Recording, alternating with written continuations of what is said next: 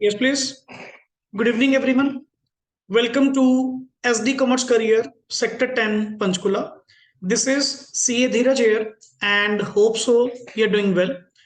So in the previous session, almost IED के आप सारे टॉपिक्स क्या कर चुके हैं, कवर अप कर चुके हैं. द ओनली लास्ट टॉपिक जो हमेशा ही मेरा एग्जाम से पहले रिसेंटली मंथ्स में आप लोगों को कवर करवाया जाता है, because the maximum data based जो आप लोगों का टॉपिक है, that is the last comparative study जो आप लोगों के चैप्टर नंबर 11 पार्ट है. Clear? The comparative study of Indo China and Pakistan, the three countries जिनकी इकोनॉमी के रिगार्डिंग टू आप लोगों ने क्या करनी है, डिस्कशन करनी है कि सर अल्टीमेटली इंडियन इकोनॉमी और पाकिस्तान की जो इकोनॉमी है और चाइना की जो इकोनॉमी है, अब अल्टीमेटली देखो सबके सब इंडिया और पाकिस्तान तो यू बेटर नो कि after the the great divide, clear, 1947 में द ग्रेट डिवाइड के बाद ये सारी इकोनॉमीज अपने आप में क्या हो गई सर, डिफरेंट ट्रीट करने लग गई. Clear? But starting point almost almost सबका सेम है.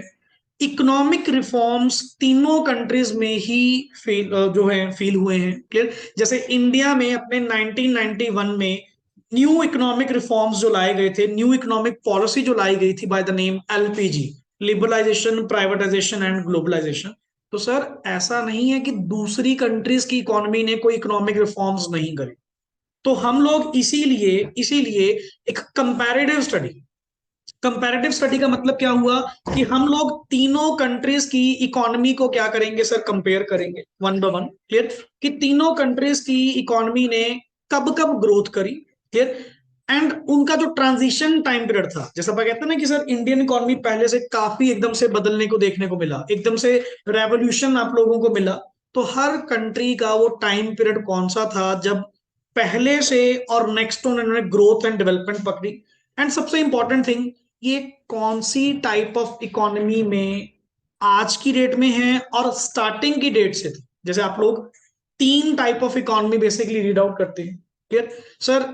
एक होती है फ्री इकोनॉमी और दूसरी होती है सेंट्रली प्लान्ड इकोनॉमी एंड एक थर्ड होती है मिक्स्ड इकोनॉमी. क्लियर?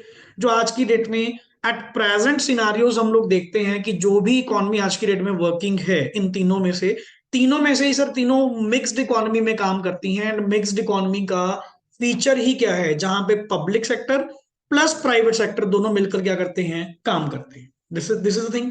बट क्या स्टार्टिंग पॉइंट जब इनको अपना रोल प्ले मिला, इंडियन इकोनॉमी जब संभालने लगे, क्लियर, पाकिस्तान जो है अल्टीमेटली जब वो अपनी इकोनॉमी को संभालने लगा, या चाइना जब अपनी इकोनॉमी को संभालने लगा, क्या ये स्टार्टिंग से मिक्स्ड इकोनॉमी थे? नहीं सर, हर कंट्री का अपना अपना व्यू पॉइंट था. क्लियर? एंड बहुत सारी day by day drastic changes आपको देखने में मिलेगी. और ये पर्टिकुलर टॉपिक जो आप लोगों का है वो एग्जाम में सर 6 मार्क्स की क्या रखेगा, वेटेज रखेगा. तो इसको सर आप एक इंसेंटिव के साथ पढ़ो, एक लालच के साथ पढ़ो कि अपने 6 नंबर इसमें से आने वाले हैं सिर्फ पर्टिकुलर इस चैप्टर में से. और मेरी पूरी कोशिश रहेगी, क्लियर, कि आपका कंटेंट डेली चाहे थोड़ा कम डिस्कस करें, बट एटलीस्ट ऑन टिप्स मैं बार बार आपसे वो पॉइंट सुनूंगा. हर लेक्चर की आप लोग समरी क्रिएट करेंगे कि आज के लेक्चर में आपने क्या क्या सुना, ताकि ऑन टिप्स आप लोगों को ये topic at least from the book कम से कम ये पार्ट एक बार कंप्लीट हो जाए. आफ्टर दैट, और दूसरी बात, इस टॉपिक में से मोस्टली जो क्वेश्चन पूछे जाते हैं वो कौन से आते हैं सर, केस बेस्ड. अरे केस बेस्ड मतलब कोई न्यूमेरिकल डाटा गिवन होगा, कोई डायग्राम्स गिवन होंगी, उसके अकॉर्डिंग तो आपको रिप्लाई करने होंगे. एंड जो इंपॉर्टेंट चीज होगी मैं आपको पहले मार्क करवा दूंगा कि ये चीज वहां पे पेपर में पूछी जाएगी. Let start with the concept. And हमारे पास तीन टाइप ऑफ कंट्रीज हैं जिनके बारे में हम लोगों ने क्या करनी है, डिस्कशन करनी है. Number one is India, number two is Pakistan and number three is China. Clear? अब जैसे बिल्कुल रीसेंट चेंज की अगर हम बात करें, इंडिया ऑफिशियली पॉपुलेशन के मामले में सर लार्जेस्ट कंट्री बन चुका है, चाइना को पीछे छोड़ चुका है. पहले हम लोग सेकंड लार्जेस्ट थे. क्लियर? अब लार्जेस्ट फर्स्ट नंबर पे नाम आ चुका है विद 1.42 बिलियन, 142 करोड़ के आसपास. क्लियर? कि इतनी पॉपुलेशन हमारी कंट्री में यहां पे रिपोर्ट हुई है. एंड ऑफिशियली अनाउंस्ड हो चुका है कि नाउ द पॉपुलेशन के मामले में सबसे हाईएस्ट कहां पे है, इंडिया. ये कोई मेडल नहीं है। ठीक है ना, कि आप लोग पॉपुलेशन में इतने ज्यादा है तो अल्टीमेट कोई मेडल अपने को अचीव हुआ है। सर, हर प्रॉब्लम की जड़ पॉपुलेशन ही रहती है। क्लियर? तो अल्टीमेटली कॉमन थिंग हमने पहले भी डिस्कस करी है, चाहे वो आप लोगों के रिसोर्सेस के पॉइंट ऑफ व्यू से था, पॉवर्टी के पॉइंट ऑफ व्यू से था, इंफ्रास्ट्रक्चर की प्रॉब्लम थी, हर जगह कॉमन प्रॉब्लम में आपने क्या पढ़ा है सर, कि हाई पॉपुलेशन, जितनी ज्यादा पॉपुलेशन होगी कोई भी कंट्री इतना सर्व नहीं कर पाएगी। सिंपल सी बात। जिस कंट्री के पास जितने रिसोर्सेज हैं मैक्सिमम उतना ही वो अवेलेबल करवा पाएंगे ना। अब जैसे आप एक सिंपल सी बात, parking is a facility. Clear? Parking sir, अब जितनी लैंड अपने आप में क्या है, रिसोर्स। आपा कहते हैं जी कहीं भी चले जाओ पार्किंग नहीं मिलती, पार्किंग नहीं मिलती, करे भी तो क्या करे सर, पॉपुलेशन इतनी ज्यादा होगी, और जितनी पॉपुलेशन होगी उतनी गाड़ियां बढ़ेंगी, तो नेचुरली सर पार्किंग की दिक्कत तो आएगी आएगी। और उसी को मैनेज करने के लिए इन्होंने भी क्या करा, पार्किंग की फीस लगा दी। समझ गए ना? तो धीरे धीरे मतलब ये सारी थिंग्स हैपन होती हैं। अगर कोई ऐसा एरिया जहां पे पॉपुलेशन कम होगी, तो नेचुरली हम भी अपने रिसोर्सेज आपको बेटरली क्या करवा पाएंगे, सर्व करवा पाएंगे। तो sir, with the high increase in the population, the availability of resources जो है वो डे बाय डे क्या होती रहती है, कम होती रहती है। बिकॉज पॉपुलेशन के बढ़ने से उन रिसोर्सेज को एक्सेस करने की, एक्सेस मतलब यूज करने की जो रेशो है वो काफी क्या हो जाती है, इंक्रीज हो जाती है। कहाँ? लेट इट बी, एक रिसोर्स के ऊपर लेट इट बी 4%, और जिस पॉपुलेशन से तुम बढ़ते जा रहे हो ये ratio sir day by day क्या होती जाएगी, इंक्रीज होती जाएगी। चलो वो तो रेस्ट अपार्ट, ये तो एक रीसेंट चेंज की मैं बात कर रहा था। आज का जो टॉपिक सर हम लोगों का है, सबसे पहले इंपॉर्टेंट क्वेश्चन जो नॉर्मली सबसे पहला पूछा जाता है, the path. The path means strategy sir. India, China and Pakistan की डेवलपमेंट स्ट्रेटेजी क्या रही? देखो, ग्रो सबने करा, आप ये नहीं कह सकते कि किसी ने ग्रो नहीं करा, कम करा ज्यादा करा, but ultimately if you compare it with the past and recent scenario की अगर बात करें, डेवलप तो तीनों कंट्रीज ने करा है। फिर हाँ, किसी ने बहुत ज्यादा डेवलप करा, किसी ने कम डेवलप करा, पर पहले से, चाहे वो टेक्नोलॉजिकल इंप्रूवमेंट है, चाहे वो इंफ्रास्ट्रक्चर की इंप्रूवमेंट्स हैं, चाहे वो डेमोग्राफिक प्रोफाइल को लेकर, मेडिसिन प्रोफाइल के अंदर, किसी ना किसी प्रोफाइल्स के अंदर हर जगह अपग्रेडेशन तो हुई है। अगर हम कहें सर इंडिया में टेक्नोलॉजी में तरक्की नहीं करी, सर बहुत तरक्की करी। हम लोगों ने कभी एक्सपेक्ट नहीं करा था। अब पढ़ाने की तो मैं अगर बात करूं सर, 10 साल से तो हम लोग पढ़ा रहे हैं, उससे भी ज्यादा ही हो गए होंगे। क्लियर? तो अल्टीमेटली मैं अपने आप में बहुत चेंजेस देख रहा हूँ कि अब with the help of technology हम अपना बिजनेस यहाँ बैठे बिठाए, मतलब all over the India. Clear? वो तो तुम्हारी कैपेसिटी पे डिपेंड करता है कि काम कैसे करना है। नहीं तो सर आज की डेट में लोग ऐसे हैं जो यूट्यूब से इतना पैसा कमा रहे हैं, सिर्फ with the help of technology. और लिटिल बिट उनका तुम फिजिकल इंफ्रास्ट्रक्चर देखो, फिजिकल इंफ्रास्ट्रक्चर कुछ भी नहीं है, एक नॉर्मल सा कमरा। ये सारा कमाल किसका है? टेक्नोलॉजी का, सॉफ्टवेयर का। वो ऐसा रीडिफाइन कर देते हैं, पता नहीं लग रहा कि सर सामने जो क्लास ले रहा है उसके पास तक जस्ट बोर्ड लगा हुआ है, बाकी सारा एनवायरनमेंट ऑटोमेटिकली कहां से बन जाता है, अपने आप फिल्टर्स लग जाते हैं। ये क्या है? टेक्नोलॉजी तो है। क्लियर? चलिए, यहां पे sir one by one discuss करेंगे। सबसे पहले इंडिया एंड पाकिस्तान। हाँ जी Dakshita Patna. India and Pakistan became independent nations in 1940। ये तो सर वेरी क्लियर है कि 1947 में ये दोनों इकोनॉमीज अपने आप में क्या हो चुकी थी, इंडिपेंडेंट हो चुकी थी। क्लियर?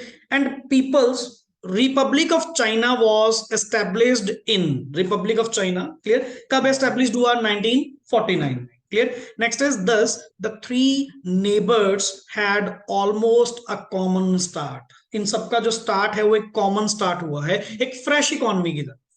क्लियर? चलो वो 2 साल बाद में हुए हैं चाइना में, वो कुछ ज्यादा कोई दूर भी नहीं है। ठीक है, तुम इंडियन इकोनॉमीज, इंडिया और पाकिस्तान 1947 में फ्रीडम हुई, उनका रिपब्लिक ऑफ चाइना कब हुआ? 1949 में हुआ।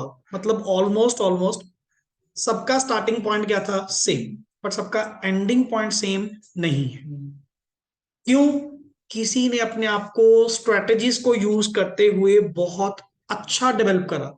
चाइना सर माना गया प्रोडक्शन में, टेक्नोलॉजी में, इनोवेशन में।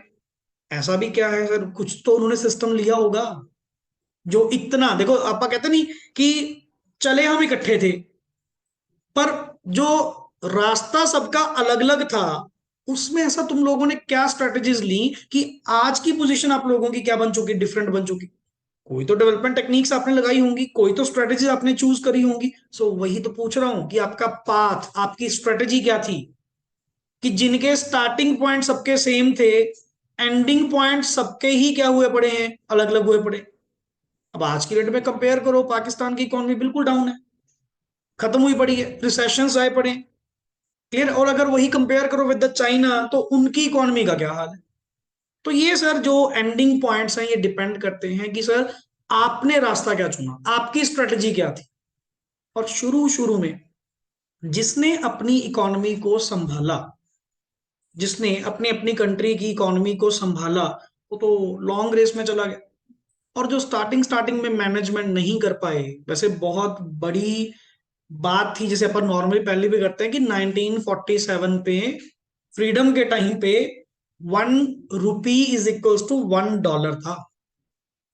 ये एक लिटरली मतलब कि आपकी इकोनॉमी यूएसए की इकोनॉमी, यूनाइटेड स्टेट की इकोनॉमी के बराबर थी।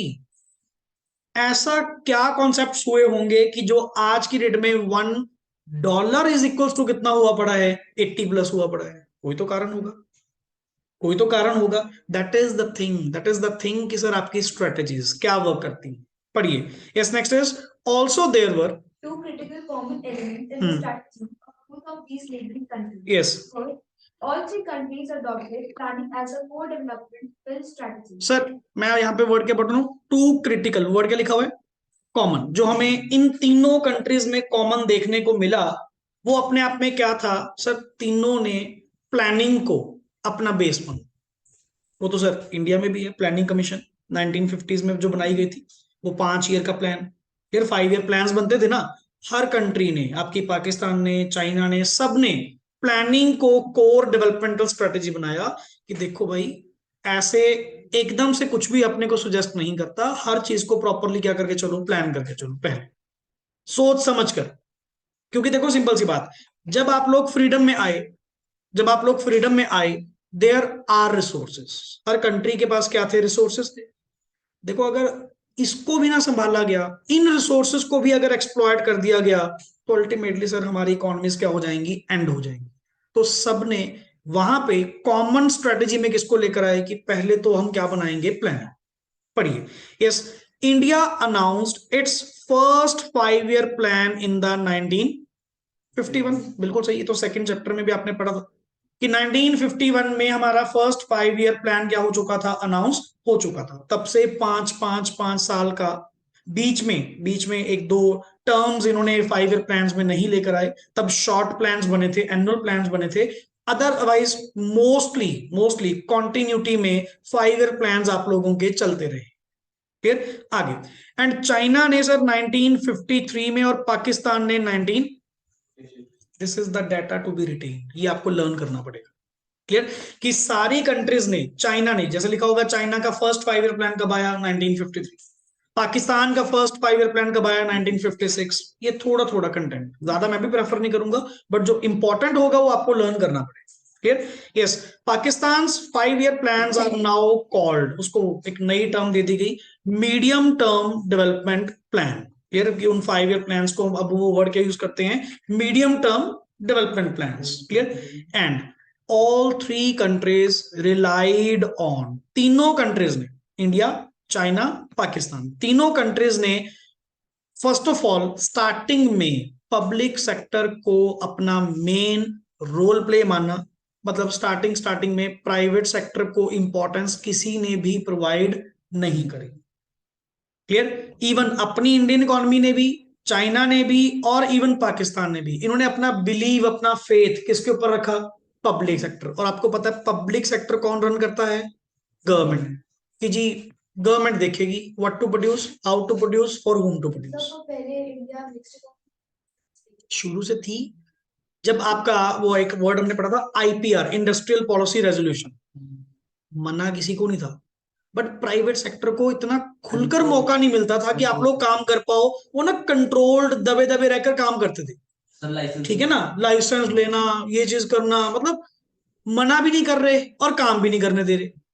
और अगर कोई गवर्नमेंट सेक्टर कुछ काम करने की बात करता था तो 1 मिनट में परमिशन, क्योंकि तीनों कंट्रीज ने स्टार्टिंग फेथ किसके ऊपर रखा, पब्लिक सेक्टर की ओर। फिर जब ठोकर ठोकर लगी, पब्लिक सेक्टर से लॉसेज आने शुरू हो गए, गवर्नमेंट है, करप्ट है, पता तो है, समझ गए ना कि गवर्नमेंट है, करप्शन तो होगी, कहीं ना कहीं लॉसेस तो होंगे ही होंगे। फिर जाके सबकी अकल सेट आई कि नहीं, हमें न्यू इकोनॉमिक रिफॉर्म्स लेकर आने पड़ेंगे, हमें प्राइवेटाइजेशन लेकर आनी पड़ेगी। नहीं, अदरवाइज कोई प्रेफर नहीं था। ये देख तेरे सामने लिखा हुआ कि स्टार्टिंग में दोनों का कॉमन पाथ था।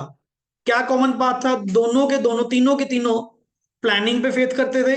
तीनों के तीनों ने स्टार्टिंग फेथ किसके ऊपर दिया? पब्लिक सेक्टर के ऊपर दिया, कि पता नहीं जी पब्लिक सेक्टर इनके लिए क्या ले आएगा।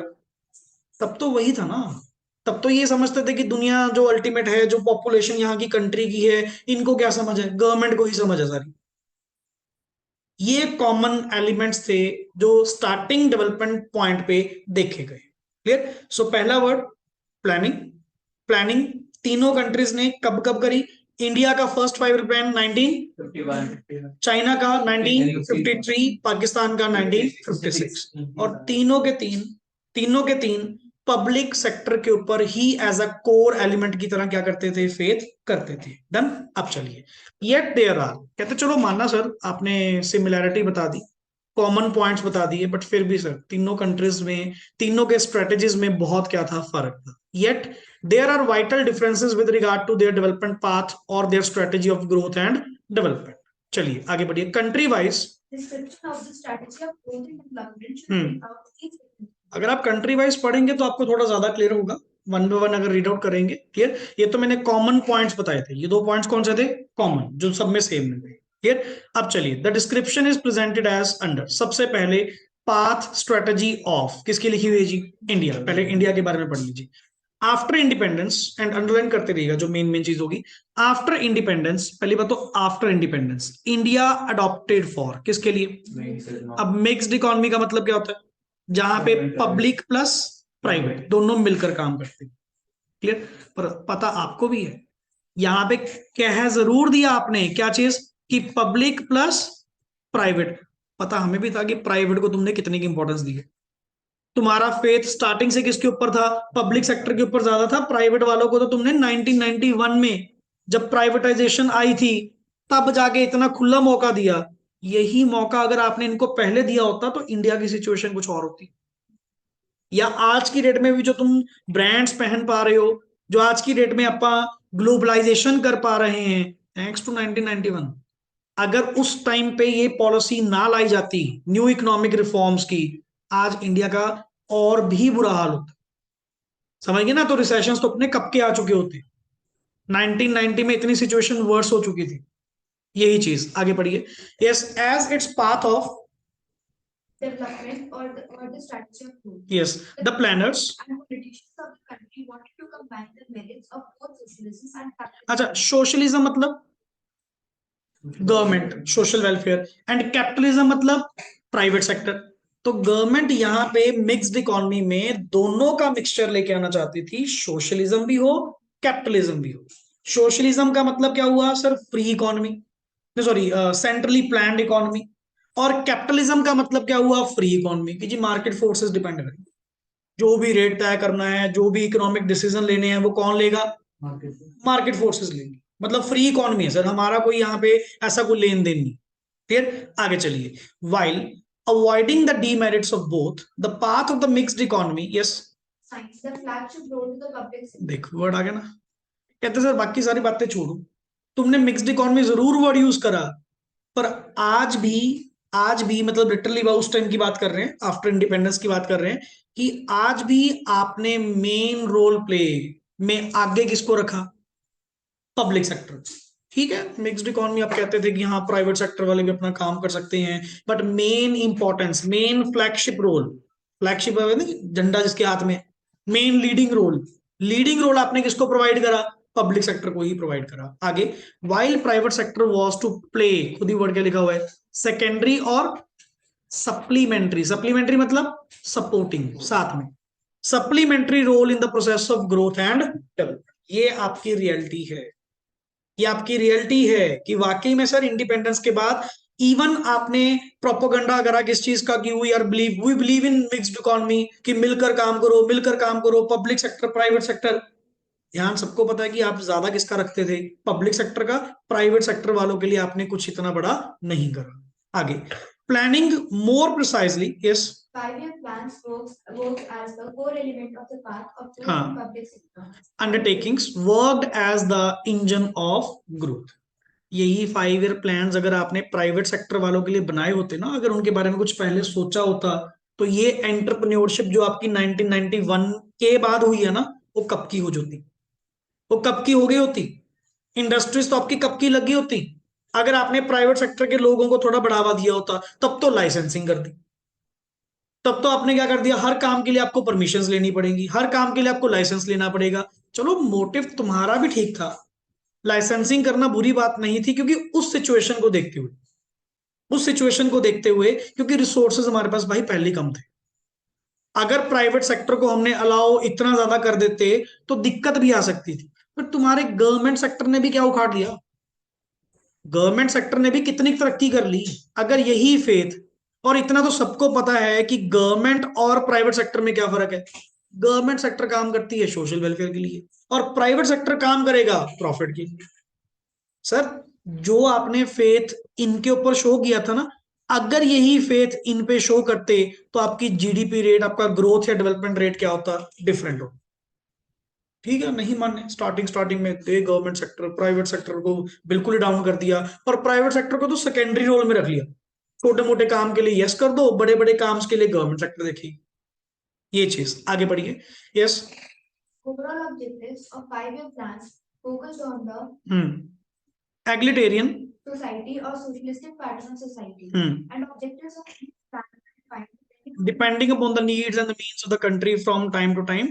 Inward looking strategy of growth is the best and widely used terminology. ये आप लोगों ने एक वर्ड पढ़ा था, इनवर्ड लुकिंग ट्रेड स्ट्रेटजी, जिसको तुमने वर्ड कहा था इंपोर्ट सब्सटीट्यूशन, कि जो तुम बाहर से इंपोर्ट करते हो उसका सब्सटीट्यूट इंडिया में ही ढूंढो, इंडिया में ही तैयार करो।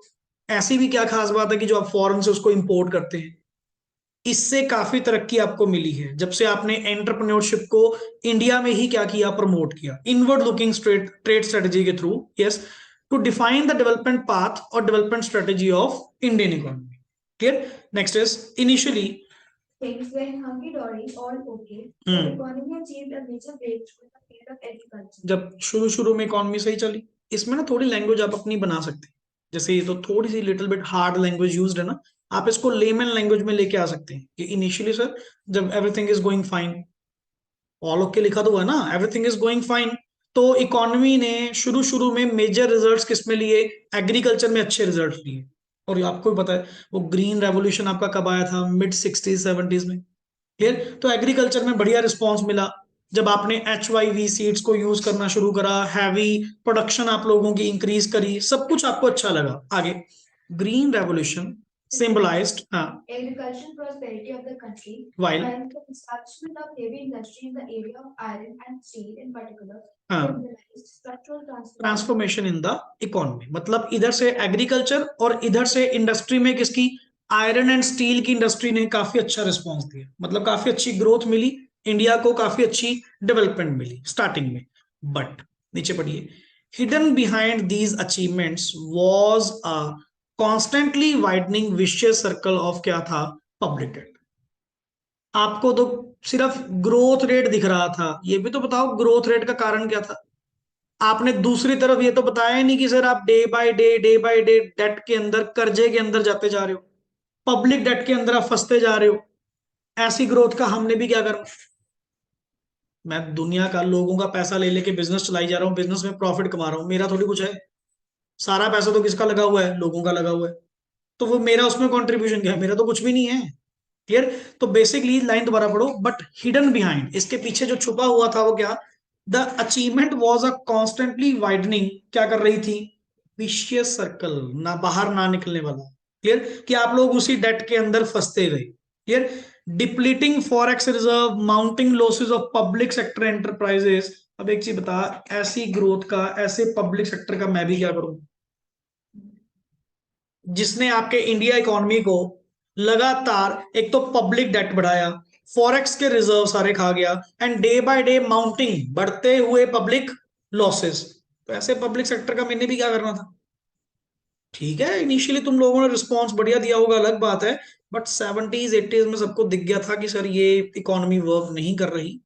क्लियर? ये गवर्नमेंट सेक्टर, या जिसको तुम वर्ड बोलते हो फ्री को, अपना क्या, centrally planned economy, clear, government economy, ये काम नहीं कर रही। प्राइवेट सेक्टर को लेके आना पड़ेगा, प्राइवेटाइजेशन करनी पड़ेगी, लिबरलाइजेशन करनी पड़ेगी, ग्लोबलाइजेशन करनी पड़ेगी, तो जाके आप अपनी इकोनॉमी को वाइडन कर सकते हैं। मतलब there is a need to introduce the economic reforms. Economy change करनी पड़ेगी, ना लाए गए, नहीं किए, तो अल्टीमेट इकोनॉमी आपकी क्या है, डे बाय डे खत्म ही हो जाएगी। पढ़िए आगे। बाय द ईयर, देखो वर्ड स्पेशल पढ़ियो क्या लिखा, बाय द ईयर। और तेरे न्यू इकोनॉमिक पॉलिसी भी कब आई थी? 91 में। Clear? The economy was so much